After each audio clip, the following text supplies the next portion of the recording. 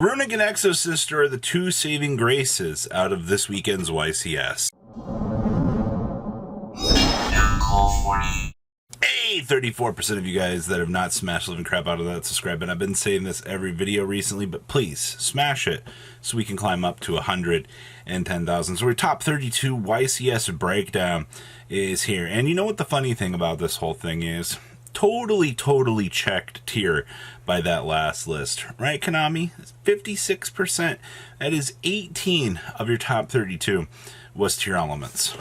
Totally checked everything, man. No shocker there. We had 5 sprite decks in Top Cut, which I'm not surprised about that. Interesting thing to note, though, 4 of those were the Bysteel variant, and then we had 1 Adventure variant. So the Adventure build is still kind of catching on. Players are still kind of looking at that build, and they're still kind of giving it a chance to shine, which I think is a good thing, all things considered. Now, the most interesting thing out of this Top Cut here isn't the Rogue. It's actually, to me, Floowandereeze. Now, I've done regional data out of the past week, and Flunder has very rarely been seen, which is communicating a couple things to me. Flunder's only really performing in these events that look like they have a higher tier percentage. If you're looking at something like regional data, you're seeing Flunder perform infinitely worsely. I mean, you've also seen Draco Slayer perform, but we haven't got the chance to really talk about that yet. So Flunder being that rogue pick, or the 3rd best deck in terms of representation here, it looks like, tied with Sprite. Interesting. Now, we had 3 Runick decks in Top Cut. That's impressive. We had 1 Naturia and then 2 Mono. So you actually are going to, later on today, we'll talk about the Floodgate variant of that. It's very similar to kind of what I've been testing around on the side, but it worked out. We also had an Exosister deck in Top Cut as well. So Rogue definitely doing its job here really nicely. And as we go into top 16 here, tier maintains a 56% domination. That is actually kind of humorous to me that their representation did not shift. They just merely maintained the same hold. So of those, you had what, 7 Bysteel and 2 Mono in Top Cut. Okay. And then 3 Sprite. Now, the 1 Adventurer build did hold on. I will give that some credit. Good stuff there. And then we had 3 Flounder holding on. Okay, so Flounder definitely doing its thing. And then 2 of the Runick decks kind of got bullied out of the Top Cut, which just left Naturia Runick, which means that Runick as a Floodgate deck is enough to actually perform up to the standards of a YCS, which actually is good. That's what I want to see when we're looking at these types of breakdowns, is, you know, the hold on here for that. And then top 8 is going to be only 1 Sprite. I don't need to tell you that Sprite getting wiped out really hard. Yeah, and then you only had 2 Floowandereeze here. Now, the big thing to kind of take away from this breakdown here is, yeah, you had double Flaunder. Just appreciate the fact the top 4, they had to play the Flaunder mirror.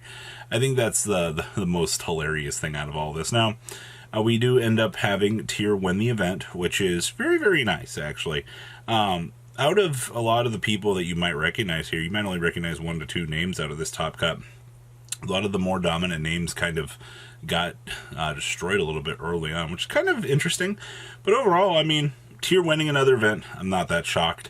Overall, just kind of how the overall representation of the event went, I'm not surprised with either. All right, now we're going to pass on over so you can get a look at some of these deck lists. Winning the event here is, of course, Christian Urena here. We have standard tier elements, good stuff. Now, the first interesting thing that catches my eye down here is the side deck, where we're side decking the Majesty's Fiends. I haven't seen a lot of Majesty's Fiends kind of showing up. That feels like something that you would see from like Runick or something to deploy like a Floodgate monster, but that's kind of cool and interesting. We're also side decking triple Zombie World. Yeah, the Flounder matchup looks like it's become a massive annoyance. I also see that we're Foolish Burial in the side deck. That's kind of interesting. Outside of that, I mean, 95% of the way that this deck has been constructed has been pretty much deemed pretty cookie cutter by the format. And it's good to see that, you know, you don't have to think too hard in order to deck build. Your tiers or your slots are pretty straightforward. I mean, 1 to 2 Scream. Am I playing 2 Solic in the main, or 1 Crime, 1 Solic? It's been pretty standardized at this point. Second place here is Floowandereeze. Holy moly. Storm Winds. So we're playing double Impen, double Ryza, and we're main decking the Apex Avian. Okay, now the biggest innovation of this deck as of late has been the use of evenly matched across the board. Every Flounder list that I feel like I've seen up to this point for this format has been executing some sort of evenly matched in the deck, which is actually going to be kind of nice. I mean, having it as an equalizer is definitely going to get the job done. We're also side decking the Necro Valleys instead of maining them.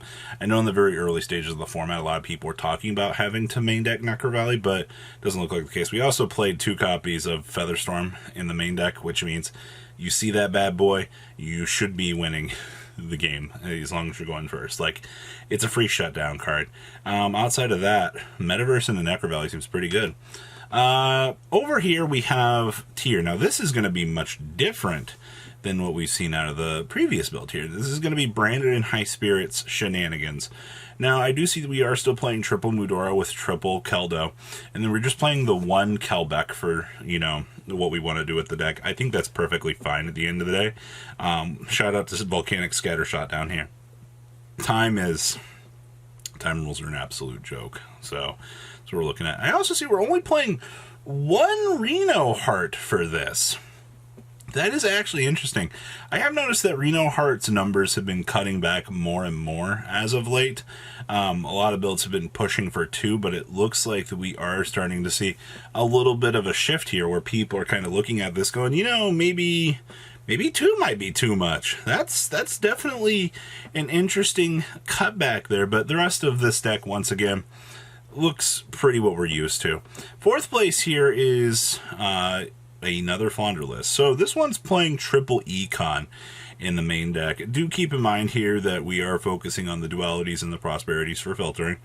We are only playing 1 Mega Ryza. We are playing 1 Apex. Now, this one is playing triple N-Pen. That's going to feel pretty similar to, I guess, maybe playing double Mega Ryza. You kind of pick your option tree here with this to get away with. I also see that we're side decking double Necro Valley, and instead of main decking Evenlies, we are just going to play Imperms for an additional hand trap. No Evenly whatsoever back here. So that's 2 extremes to this deck.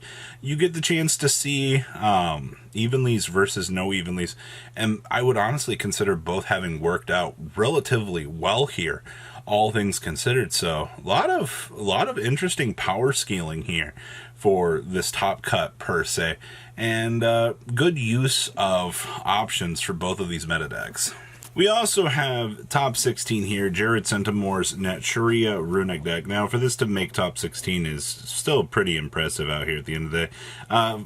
The weird and funny part to note here was this had to play the Runick mirror match in top cut.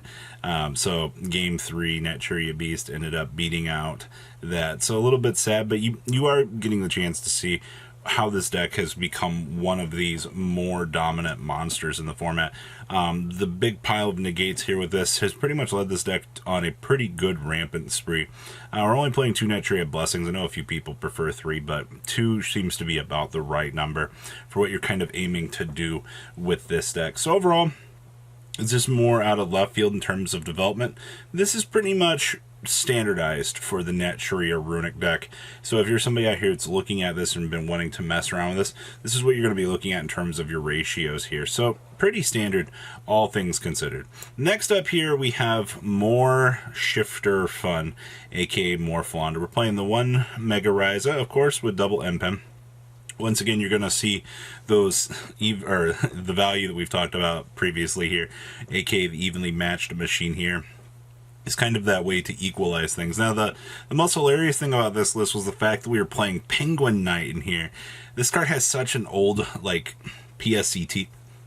When this card is directly sent from your deck to the graveyard by an effect of a card controlled by your opponent. Unite your graveyard cards and your own deck. Shuffle them and form a new deck. I love the wording on this card, but that is hilarious.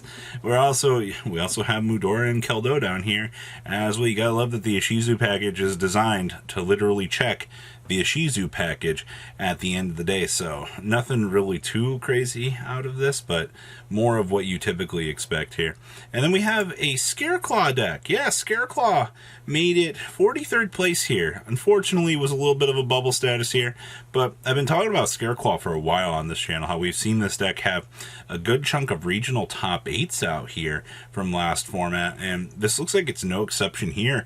Barely missing out on the top cut of this event. I'm not really surprised at the end of the day that we're still, seeing the adventure package with this. The adventure stuff has been pretty much a solid, strong go-to foundation for this deck, and it basically gives this deck the chance to function. So good stuff to Scareclaw, still getting the fundamental groundwork here to function and still do its thing. Now, later on today, we will have a top 32 Runick list. We have Exosister, and we have Adagnister for you guys. So it'll be something to check out today on the 11 o'clock video. So please leave a comment down below, tell me what you guys think, and I'll see your beautiful faces back here later in the day, guys. Peace out. Patrons, thank you.